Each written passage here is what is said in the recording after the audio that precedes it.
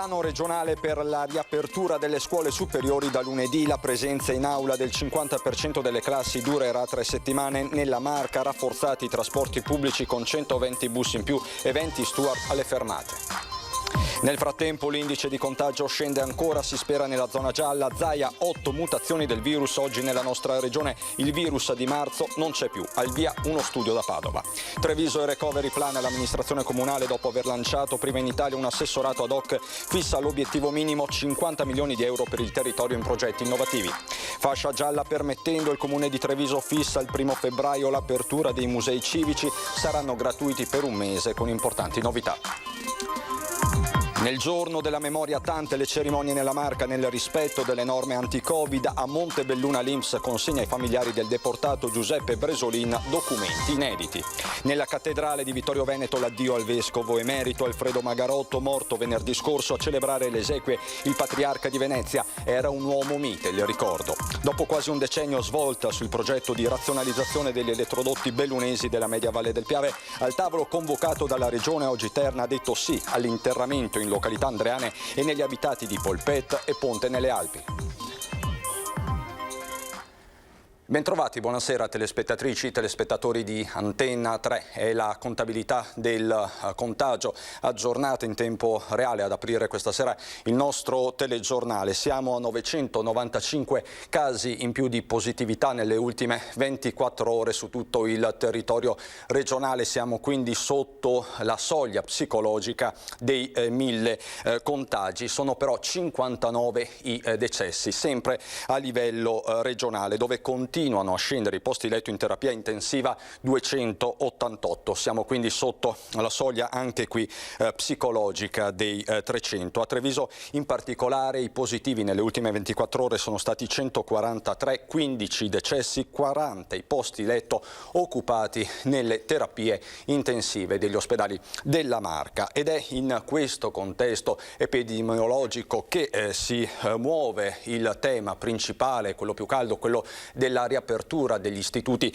superiori. Da lunedì la presenza in aula del 50% delle classi durerà 3 settimane. Rafforzati i trasporti pubblici con quasi 700 bus in più e oltre 200 steward alle fermate.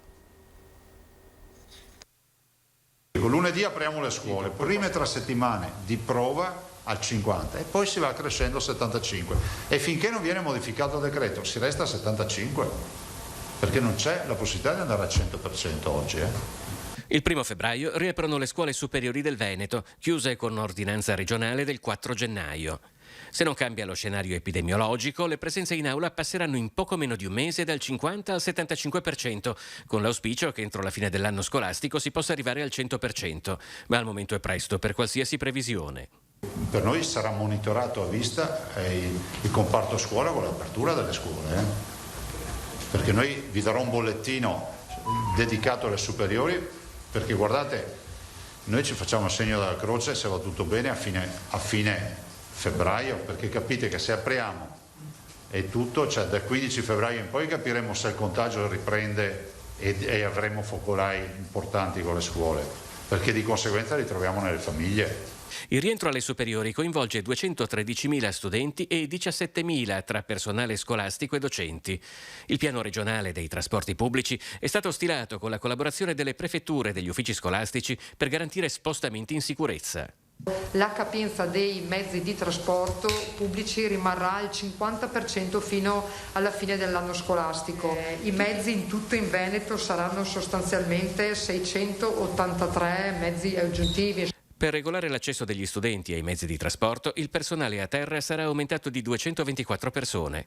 Fin dall'inizio sarà inoltre messo in campo un servizio come se il rientro a scuola fosse in presenza già al 75%, soprattutto per testare le ricadute dell'aumento di autobus nel traffico delle grandi città. A Verona si sono trovati nelle condizioni di ipotizzare la doppia entrata alle 8 e alle 9:30 per sostanzialmente spezzare questi serpentoni di autobus. Dopo Ci possono essere delle città che reggono, ok, delle città che non reggono.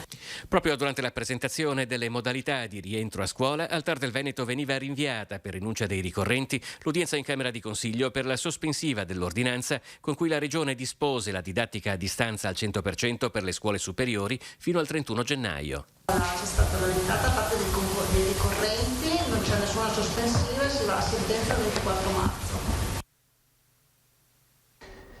Nella Marca parliamo di 120 bus in più e alle fermate di Venti e Stuart, il punto della prefettura. Il ritorno in classe in presenza della metà degli studenti delle scuole superiori nella Marca farà sì che non siano necessari gli ingressi differenziati dei ragazzi previsti in diversi istituti se l'affluenza fosse stata maggiore.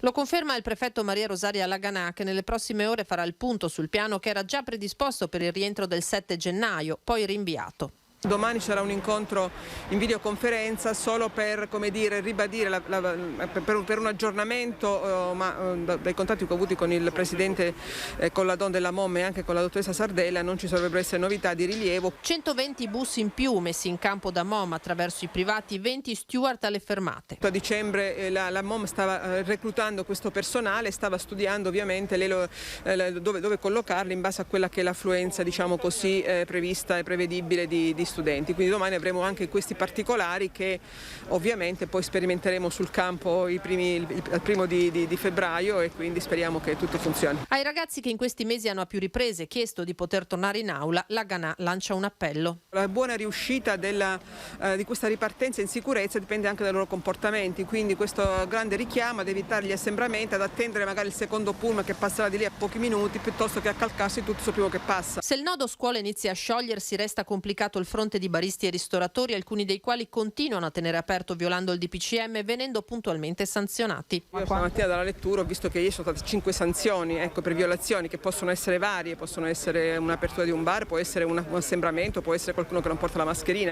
Infine, agli annunci di nuove eclatanti proteste, anche se dovesse scattare la zona gialla, fatti da Treviso Imprese Unite, Laganà risponde così. Se le manifestazioni sono di richiamo di attenzione senza però violare le norme, nessun accanimento evidentemente, quindi bisogna tenere ben distinte le ipotesi e quindi evitare di scivolare da comportamenti consentiti ad altri che invece non lo sono. L'indice del contagio, lo abbiamo visto in apertura, quindi scende ancora, si spera nella zona gialla. Zaia oggi ha detto che in Veneto sono presenti 8 mutazioni del virus, non c'è più quella di marzo. Siamo alla 27ª giornata di flessione nella curva dei contagi. L'R continua e il Veneto si aggira sullo 0,62. Siamo la seconda regione in Italia ad avere ad oggi un parametro così basso, ma l'infezione ha un andamento strano. Se voi guardate le terapie intensive, vedete la terapia intensiva che parte e poi fa così, si impenna, cioè praticamente perpendicolare. Fa una fase di plateau che ci dura circa un mese, dove si alza e si abbassa 2 più 2, meno 2 più 3 più e poi precipita. C'è stata un'inversione tra ricoveri e dimissioni, questo dato viene guardato con attenzione dalla comunità scientifica. Questo potrebbe essere spiegato dal fatto, e adesso infatti c'è un grosso movimento nazionale della comunità scientifica dell'Istituto Superiore della Sanità nel monitoraggio delle mutazioni. Fra l'altro il Presidente è tornato a parlare dei casi, primo fra tutti quello della famiglia Busso, 3 componenti dello stesso nucleo morti in 18 giorni. Nel momento in cui noi abbiamo la carta d'identità della mutazione, cioè abbiamo la successione e capiamo qual è la mutazione, l'abbiniamo ai sintomi clinici del titolare di quel tampone. Poi una certezza, il virus di marzo in Veneto non è stato più trovato. Ci sono attualmente 8 mutazioni nella nostra regione, 5 sono quelli che si trovano nella banca dati nazionale, una è quella inglese, 2 sono tipicamente venete sulle quali, ha detto Zaia, stiamo lavorando. Fra l'altro, secondo i contagi e l'R Conti, la speranza è che il Veneto dalla prossima settimana possa passare in fascia gialla. Non ultimo, la regione ha avviato con l'Università di Padova uno studio. Il professor Baldo, con l'Università di Padova che noi abbiamo incaricato, ha praticamente concluso lo studio perché noi vogliamo vedere il livello di circolazione del virus nella popolazione, passatemi il termine, normale, casuale. Si tratta della prima regione che ha portato avanti questo studio. Questo il punto sanitario, c'è poi quello economico. Con i dati dell'INPS sono 400.000 infatti i veneti che hanno usufruito di ammortizzatori sociali Covid dall'inizio della pandemia. Il volume di lavoratori che è stato interessato da cassa integrazione ammortizzatori sociali cosiddetti Covid, cioè finanziati per effetto della pandemia direttamente dallo Stato, è sicuramente superiore a 400.000 lavoratori in Veneto. Quasi un veneto su 10 ha usufruito degli ammortizzatori sociali adottati con il Covid e questo forse il dato più emblematico di un anno che ha visto l'Istituto di Previdenza muoversi tra casse integrazioni ordinarie in deroga e fondo di integrazione salariale, il famigerato FIS, strumenti diversi per una crisi dalle mille facce. All'inizio, marzo, aprile, maggio l'anno scorso, per effetto del lockdown, praticamente la chiusura era generalizzata. Adesso è più selettiva, insiste sicuramente di più su certi settori, turismo e alberghiero, ristorazione, che sul manifatturiero. I tempi duri del lockdown hanno lasciato spazio quindi a una situazione più variegata e consentito all'Istituto di normalizzare i tempi di autorizzazione e di pagamento. Di fatto abbiamo un numero di pagamenti in giacenza che è pari praticamente al pervenuto di 48 ore prima. Un dato su tutti riguarda i modelli SR41 compilati per le integrazioni salariali e semplificati già l'aprile scorso. In Veneto fino ad oggi sono stati 320.000, a questo si aggiunge l'attività di sempre. Abbiamo ripreso a pieno ritmo anche quelle che sono le tradizionali lavorazioni perché nonostante l'emergenza le persone continuano ad andare in pensione, noi dobbiamo provvedere a prima liquidazione, ricongiunzioni, riscatti, tutto quello che è il tradizionale ambito di attività dell'INPS. Adesso una brevissima pausa.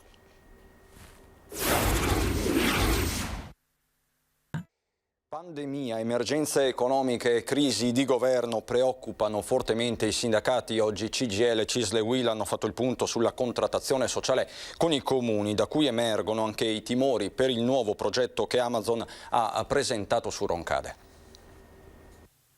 Famiglie, lavoratori e imprese da tutelare, erogando i ristori e prorogando il divieto di licenziamento oltre il 31 marzo. La crisi di governo nello scenario di pandemia e i suoi tempi incerti preoccupano i sindacati trevigiani. È una crisi scellerata e disgraziata, nel senso che cade nel peggiore dei momenti della storia del nostro paese. Io credo che questo sia il momento dell'unità, il momento della serietà, il momento della coesione, e che non si possano fare questo tipo di giochetti pensando se domani porto a casa 3 parlamentari in più o se oggi porto a casa una poltrona da ministro o uno strapuntino a sottosegretario. Pandemia entrata di prepotenza nella contrattazione sociale con i comuni, di CGIL, CISL e UIL, 90 le amministrazioni che si sono confrontate con i sindacati, sul tavolo temi come assistenza sanitaria territoriale e nuove povertà. Bisognerebbe arrivare ad avere un ammortizzatore sociale per tutti i lavori, intendo dire sia subordinati ma anche quelli autonomi, e ancora non ci siamo. E poi l'esenzione dall'addizionale IRPEF per i meno abbienti. Il 9% dei contribuenti beneficiano di una forma di esenzione. Chiaramente per il 2021 è previsto che questa fascia di contribuenti diventi ancora più grande. Fondamentale sarà l'utilizzo da parte dei comuni dei fondi del Recovery Fund. Il sindaco di Treviso ha istituito l'assessorato al Recovery Fund. Allora a questo punto si convochi il sindaco di Treviso, perché vorremmo con lui e con le amministrazioni comunali del territorio progettare assieme la programmazione della spesa di questi soldi. Nel confronto con i comuni anche la questione del consumo del suolo. Il pensiero va al polo logistico che Amazon ha proposto di realizzare tra Roncade e Meolo. Al di là dell'attenzione per il rispetto dei diritti dei lavoratori, i sindacati temono di ritrovarsi in futuro con l'ennesimo contenitore vuoto, come in provincia, ce ne sono ormai molti. Ci può far sorgere un timore, il timore che succeda come è successo nelle cose precedenti, senza che poi nessuno si preoccupi di recuperare quel territorio devastato. Treviso e Recovery Plan, quindi l'amministrazione comunale, dopo aver lanciato prima in Italia una delega ad hoc, fissa un obiettivo minimo, 50 milioni di euro per il territorio. Da una prima stima, considerando che ci sono circa 110 comuni capoluogo, tenendo conto della diversità, delle dimensioni di comuni capoluogo, noi pensiamo che 50 milioni di euro sia più o meno la stima che il Comune di Treviso potrebbe portare a casa. Fatte le proporzioni, ecco l'obiettivo minimo, almeno 50 milioni di euro per Treviso, il territorio della Marca. A fissarlo il nuovo assessore alla Next Generation EU, Alessandro Manera, delegato dal sindaco Mario Conte a gestire la partita con Roma e Bruxelles. All'interno del piano da oltre 200 miliardi per l'Italia, infatti, una quota importante dedicata ai comuni, soprattutto a quelli capoluogo, chiamati a coordinarsi con i rispettivi territori. Di questi 200 miliardi, circa 50 andranno direttamente alla contrattazione comuni-Stato. Questo vuol dire che i comuni capoluogo soprattutto faranno da capofila a grande progettualità. Ma per portare avanti i progetti serve una squadra ed eventualmente, a seconda dei finanziamenti, nuove risorse. Come per i fondi europei, questi fondi prevederanno l'assunzione a tempo indeterminato di persone altamente specializzate che lavoreranno sui progetti specifici. Il Comune di Treviso è il primo ad attivare una task force di questo tipo, pronto a partire non appena ci sarà l'ok al piano di ripartenza. Da qui l'appello a Roma a fare presto in un momento già di per sé delicato. Smettere con queste beghe politiche romane di approvare il recovery plan con le modifiche che le parti politiche giustamente ritengono necessarie, ma di farlo rapidamente, perché rischiamo di non farci trovare pronti, perché se le progettualità non vanno approvate entro il 2023 perderemo i finanziamenti. Fascia gialla permettendo il Comune di Treviso fissa il 1° febbraio la riapertura dei musei. Per un mese saranno totalmente gratuiti. Allora, se diventiamo gialli, dal 1° febbraio finalmente i musei sono aperti, con una grande novità, perché per tutto il mese di febbraio, compreso il lunedì, che di solito è il giorno di chiusura, saranno gratuiti per tutti i cittadini. L'invito subordinato alla decisione del CTS attesa per venerdì è rivolto a trevigiani e non, desiderosi di ritornare nei luoghi della cultura. I musei cittadini sono pronti a riaprire gratuitamente pure il lunedì, con tanto di omaggio ai primi 100 visitatori, kit di cartoleria per i più piccoli, mascherine griffate artigianali per i grandi, che poi potranno essere acquistate nei bookshop di Santa Caterina e del Bailo. La riapertura passerà anche attraverso la serie di incontri gratuiti Arte Specchio dell'Anima e il grande evento dedicato a Renato Casaro. L'ultimo pittore del cinema, come è romanticamente definito ad Hollywood, in collaborazione con MIBA, che è il Polo Museale del Veneto, quindi sarà una grande mostra in 3 sedi. Santa Caterina, la nuova sede della collezione Salce, Santa Margherita e il Polo di San Gaetano. Resta un invito a un museo che oggi più che mai ha un significato particolare. Visitiamo i nostri musei totalmente gratuito, ma è un piccolo gesto per aiutare anche tutti gli operatori di questo settore che stanno facendo degli sforzi incredibili per continuare a far vivere la nostra cultura e vuol dire la nostra memoria storica per noi e per i nostri figli. Cerca di sbarazzarsi di una vecchia antenna parabolica vicino ad un cestino di rifiuti, ma gli agenti del nucleo antidegrado della polizia locale riescono a individuarlo e a sanzionarlo. L'abbandono del rifiuto ingombrante è costato caro, molto caro, ad un 45enne originario del Bangladesh che aveva depositato il dispositivo nella zona dello stadio Tenni. L'uomo è stato individuato in un modo molto curioso, a spiegarlo il comandante Andrea Gallo. Gli agenti hanno pensato bene di verificare con le immagini fotografiche di Street View quale abitazione o terrazzo della zona fosse privo di un'antenna parabolica rispetto alle fotografie scattate. Dopo un'attenta ricerca il terrazzo è stato individuato e così sono risaliti all'uomo che vedete nella foto. La giornata della memoria, l'evento principale oggi alla caserma Cadorin.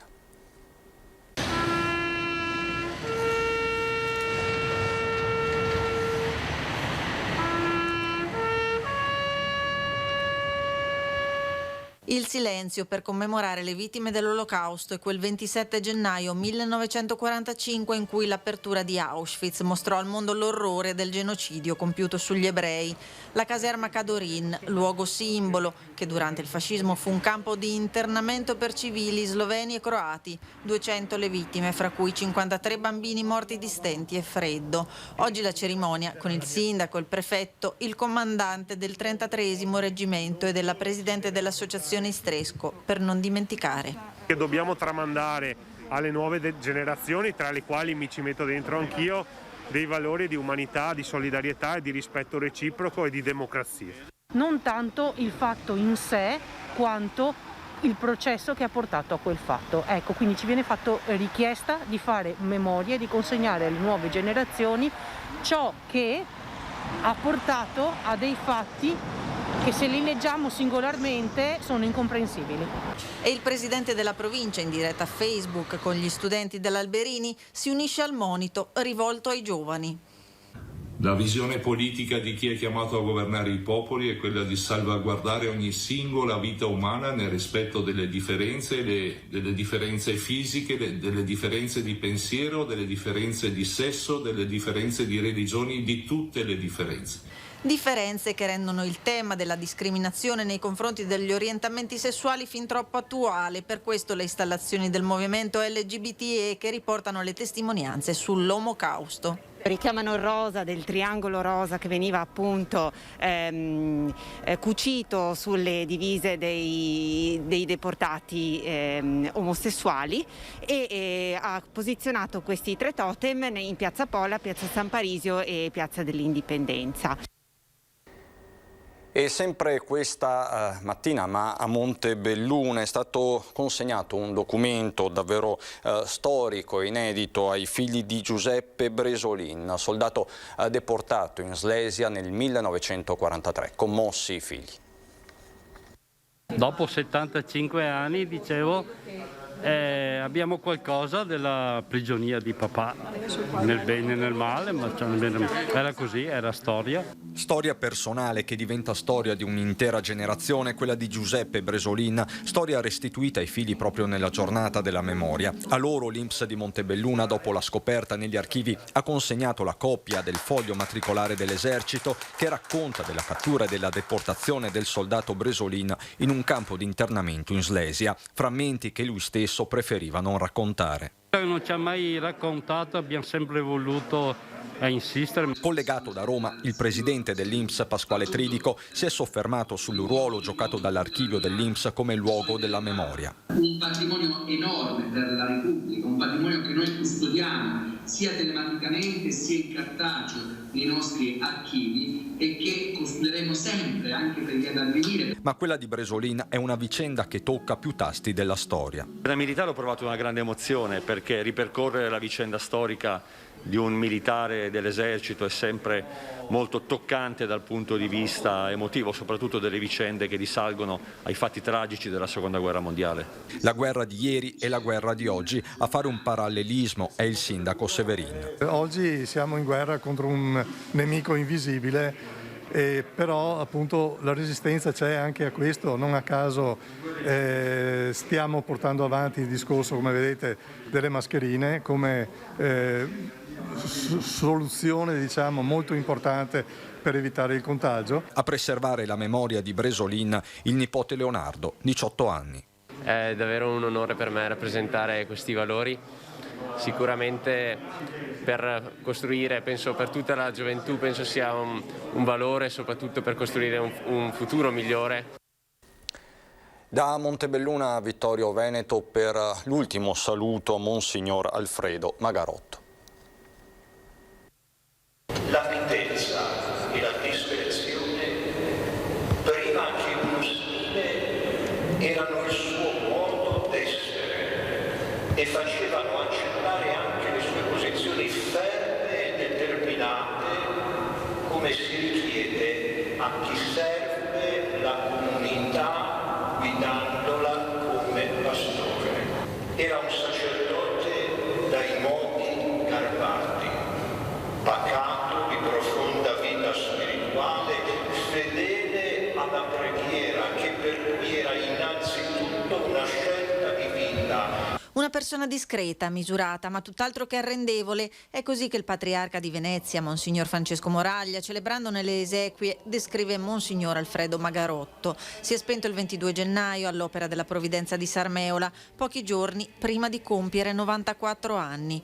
Moraglia ne ha ricordato l'esemplare vita sacerdotale ed episcopale, originario della diocesi di Padova, nato a Pernumia, quinto di 9 fratelli, tra i quali si contano anche un salesiano e 3 suore. Venne ordinato presbitero nel 1950, poi fu vescovo di Chioggia e vescovo di Vittorio Veneto, dove oggi nella cattedrale sono stati celebrati i funerali. Anche il vescovo Corrado Pizziolo, insieme ai vescovi presenti, ai presbiteri e diaconi di Vittorio Veneto, ha voluto esprimere le sue condoglianze alla famiglia. La salma del vescovo emerito della diocesi di San Tiziano riposerà nella tomba dei vescovi nel castello di San Martino a Vittorio Veneto. Andiamo adesso a Belluno.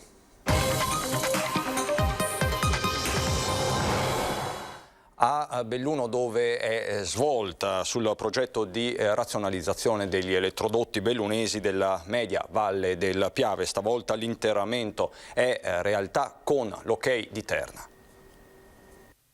A furia di dai e dai, di polemiche, di pressioni e di scontri anche furiosi motivati dalle legittime richieste del territorio, Terna ha stabilito che sì, l'interramento, sia pur parziale, della linea 220.000 kV si può fare e si farà. La comunicazione è arrivata al tavolo ufficiale convocato dall'assessore regionale Roberto Marcato, che stamattina ha riunito la provincia e i comuni interessati.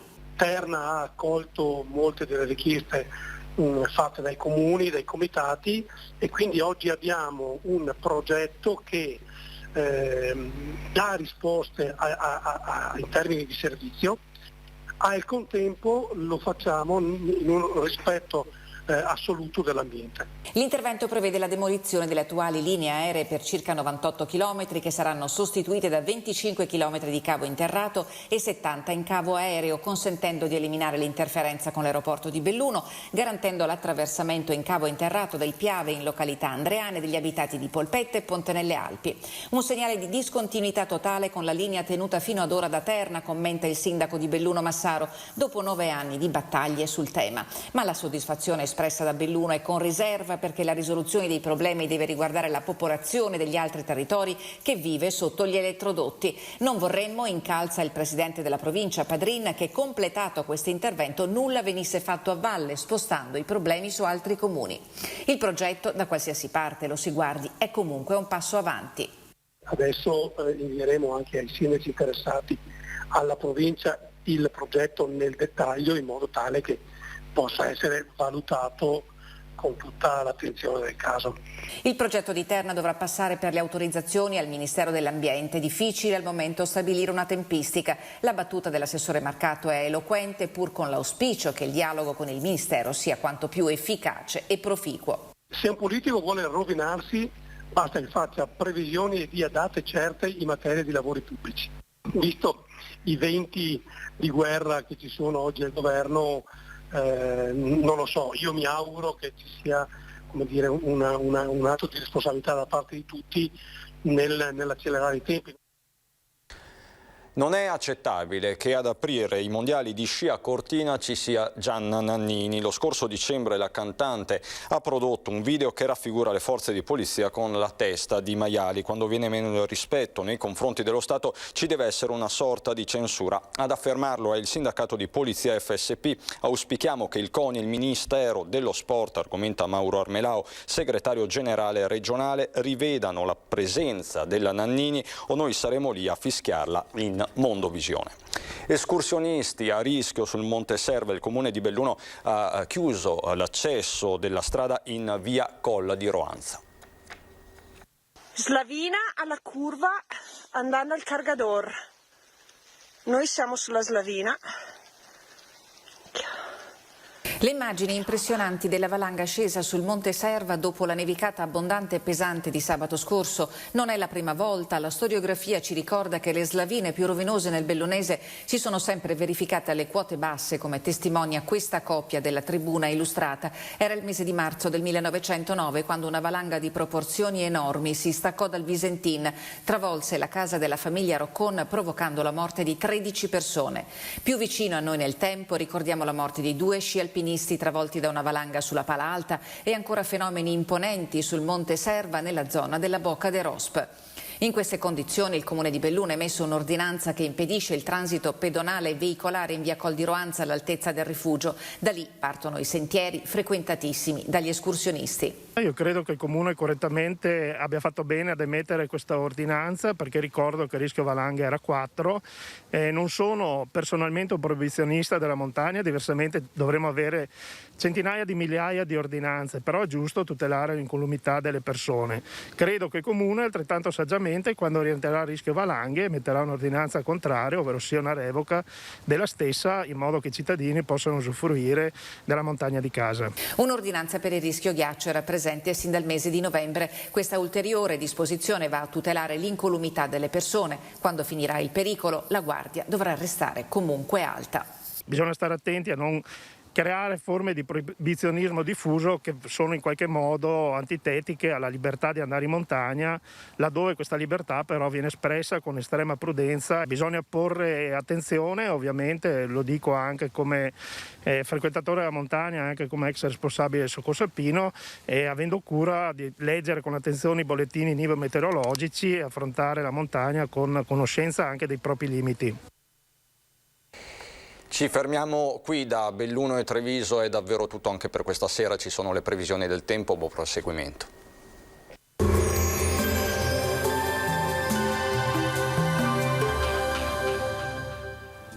Benvenuti al meteo. Il campo di alta pressione che sta cercando di espandersi verso l'Italia non sarà destinato ad assumere un ruolo rilevante sul nostro territorio. Tempo comunque in prevalenza stabile. Vediamo insieme il dettaglio. Sul Veneto la giornata di giovedì 28 gennaio sarà caratterizzata da un ampio soleggiamento. Dal pomeriggio però aumento della nuvolosità con addensamenti alternati a spazi di sereno, precipitazioni generalmente assenti salvo una probabilità molto bassa di qualche fiocco di neve sulle Dolomiti. Temperature minime sempre piuttosto fredde, sotto zero quasi ovunque, valori massimi invece tra 1 e 6 gradi all'incirca. Ci spostiamo ora sul Friuli Venezia Giulia, dove lo scenario sarà simile con tanto sole al mattino, col passare delle ore più nubi con cielo a tratti coperto ma senza piogge. Temperature minime sopra lo zero solo a Trieste, massime sui 6-8 gradi all'incirca. Uno sguardo infine al Trentino Alto Adige, dove il tempo sarà anche qui decisamente stabile e soleggiato dappertutto, locali nevicate intorno ai 1000 metri sui confini alpini, anche abbondanti. Temperature minime intorno ai -2 gradi, massime invece sui 7 all'incirca. Dal meteo di Antenna 3 per ora è tutto, grazie per l'attenzione e arrivederci.